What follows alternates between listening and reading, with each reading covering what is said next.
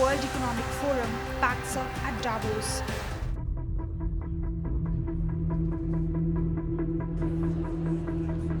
Tensions between the US and its European allies, which have long been simmering and now threaten to escalate, are seen to have dominated the yearly gathering in the Swiss Alps resort town.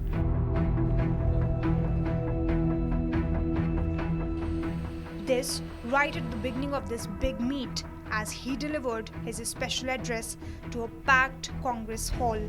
He at first spoke at length of his wish to see a strong Europe, which is presently not heading in the right direction.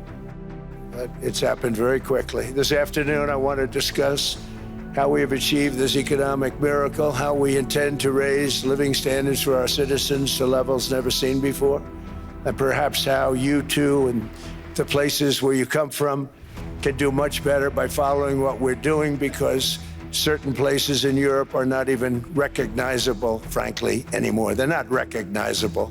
And we can argue about it, but there's no argument. Friends come back from different places. I don't want to insult anybody and say I don't recognize it. And that's not in a positive way. That's in a very negative way. And I love Europe, and I want to see Europe go good, but it's not heading in the right direction. And he changed his stance on Greenland. We never asked for anything, and we never got anything. We probably won't get anything unless I decide to use excessive strength and force where we would be, frankly, unstoppable. But I won't do that. Okay? Now everyone's saying, oh, good.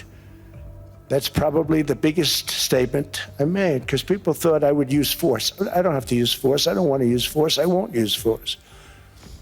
All the United States is asking for is a place called Greenland, where we already had it as a trustee, but respectfully returned it back to Denmark not long ago after we defeated the Germans, the Japanese, the Italians, and others in World War II. We gave it back to them. We were a powerful force then, but we are a much more powerful force now. This change of heart did not come without Trump emphasizing on his eyes still being set on Greenland, on what he refers to as Iceland. So we want a piece of ice for world protection, and they won't give it. We've never asked for anything else, and we could have kept that piece of land, and we didn't. So they have a choice. You can say yes, and we will be very appreciative, or you can say no, and we will remember. A strong and secure America means a strong NATO, and that's one reason why I'm working every day to ensure our military is very powerful, our borders are very strong, and above all, our economy is strong, because national security requires economic security and economic prosperity, and we have the greatest that we've ever had. Trump's previous move to have issued a threat of tariffs over Greenland was majorly critiqued at the meet prior to his change of stance. Let me be direct. We are in the midst of a rupture, not a transition. Over the past 2 decades, a series of crises in finance, health, energy, and geopolitics have laid bare the risks of extreme global integration. But more recently, great powers have begun using economic integration as weapons. Tariffs as leverage, financial infrastructure as coercion, supply chains as vulnerabilities to be exploited. On Arctic sovereignty, we stand firmly with Greenland and Denmark and fully support their unique right to determine Greenland's future.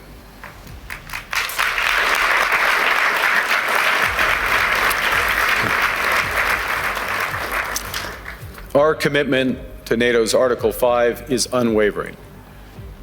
So we're working with our NATO allies, including the Nordic-Baltic Gate, to further secure the alliance's northern and western flanks, including through Canada's unprecedented investments in over-the-horizon radar, in submarines, in aircraft, and boots on the ground, boots on the ice. Canada strongly opposes tariffs over Greenland and calls for focused talks to achieve our shared objectives of security and prosperity in the Arctic. We're under a lot of pressure. We're 27 countries. And if you're under pressure, two things can happen. If you have outside pressure, you can come together or you can explode in any possible direction. And I think Europe is at a crossroads where it has to decide. Until now, we tried to appease the new president in the White House. We were very lenient, also with the tariffs. We were lenient, hoping to get his support for the Ukraine war. We are in a very bad position at the moment. We're dependent on the United States, so we chose to be lenient. But now so many red lines are being crossed that you have the choice between your self-respect. Being a happy vassal is one thing, being a miserable slave is something else. If you back down now, you're going to lose your dignity. And that's probably the most precious thing you can have in a democracy. It's your dignity. So we should unite. Our king will accompany me at the meeting, but it will have a different character than we had planned. It will probably be the message that we have to send. You're crossing red lines here. We either stand together or we will stand divided. And if we are divided, there is the end of an era of 80 years of Atlantism is really drawing to a close. And, you know, as Gramsci said, if the old is dying and the new is not yet born, you live in a time of monsters. Yeah. And it's up to him to decide if he wants to be a monster, yes or no. The U.S. president, in the meantime, could not help but go on and mention his intervention and the consequent benefits in the soon-to-end Russia-Ukraine war. The United Nations should be doing this. I shouldn't be doing it, but it doesn't matter. It's got to get done, saving a lot of lives. We're saving millions of lives. What happens is oftentimes we'll have a deal with Russia. Russia's set, and President Zelensky will not do it. You saw that when he was in the Oval Office. I was not happy. And then we'll have President Zelensky wants to make a deal, and Putin doesn't want to make the deal. It's a very difficult balance, and it's big time, and it is, you know, to use a word, it's a bloodbath. It's horrible what's happening. It's a drone war.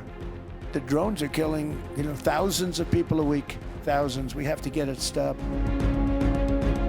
Ukrainian President Volodymyr Zelensky echoed the sentiment of nearing peace as the US, Ukraine and Russia hold trilateral meetings for the same Friday onwards. A sequencing plan, how we can bring closer to real negotiations. So we are close with security guarantees. Be honest, the document is ready. We have questions with economic package, but I think 90% it will done. And when will it be done? What is left? So we have meetings today, as I said, during the forum, and now American team will have meeting in Moscow. Then tomorrow and the day after tomorrow in Emirates will be trilateral meeting, Ukraine, America and Russia, our negotiating teams. And then the biggest talking point to have emerged from this meet, Trump's Board of Peace, a body some fear the US president wants to use to sideline the United Nations. Chaired by Trump, the board was originally envisioned as a small group of world leaders overseeing the Gaza ceasefire plan. But the Trump administration's ambitions have since expanded, with Trump extending invitations to dozens of nations and hinting at the board's future role as conflict mediator. On 21st of January, U.S. President Donald Trump promoted his Board of Peace as the greatest board ever assembled. Because we want everybody, we want all nations where people have control, people have power. That way we're never going to have a problem. This is the greatest board ever assembled. And everybody wants to be on it. But yeah, I have some controversial people on it, but these are people that get the job done. These are people that have tremendous influence. And, if I put all babies on the board, there wouldn't be very much. So he was invited, he's accepted. Many people have accepted. I don't know of anybody that hasn't accepted. But it's going to be great. I think the Board of Peace will be the most prestigious board ever, and it's going to get a lot of work done that the United Nations should have done. This initiative garnered much support by other world leaders who had accepted Trump's invite to be part of this board. because of the very complex decision-making procedure that exists in the UN. There are more than just one country that have a veto. This has made things very, very difficult. Now with this new organization, with the Board of Peace, I am very confident that peace can be carried forward in a much less complex way of decision-making. And as I said, we trust the intentions and we trust the leadership of President Trump, which is to bring peace to the world and to save lives. I'm very critical about the United Nations. I have made public opinions about this over the last 2 years. So the system was no longer working to solve the problem. So I celebrate that people is now realizing that we need to modify the system and we need to work together in something that works better. They have their own dynamics, of course. They are more focused now on the issue of Greenland. I'm sure that this is letting them very unrest. But I'm sure that eventually they will come. They are very concerned, of course, about the same concerns that we have. It's not only Gaza, it's also the conflict between Russia and Ukraine. So we need to bring together every party, every region, and I really celebrate this initiative from President Trump. Prior to this big meet, Davos witnessed protests wherein protesters marched against the launch of the World Economic Forum and called for the end of capitalism.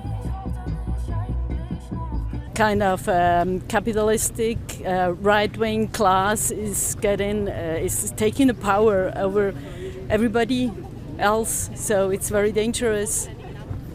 We have to stand up. We really have to stand together, because I think if there is enough people understanding what is happening, we have the power, and it's important just to be around. Yeah. And some protesters also came in solidarity with Greenland, following Trump's threats to acquire the country. Maybe we have voice here instead of the Greenland people, which cannot be here now. So that's also something we want to take over and give them a voice. Managing director of the World Economic Forum, Mirek Dusek, felt differently, as he stressed upon the importance of such a meet amid changing geopolitics.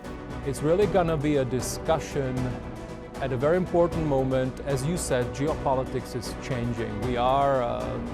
Some people think we're in a transition, some people think we've already entered a new era, but I think it's undeniable that you are seeing a more competitive, more contested landscape. Peace deals in the making and an imminent world power restructuring in the works, the Spirit of Dialogue themed World Economic Forum now faces the challenge to translate dialogue to action that truly does improve the state of the world.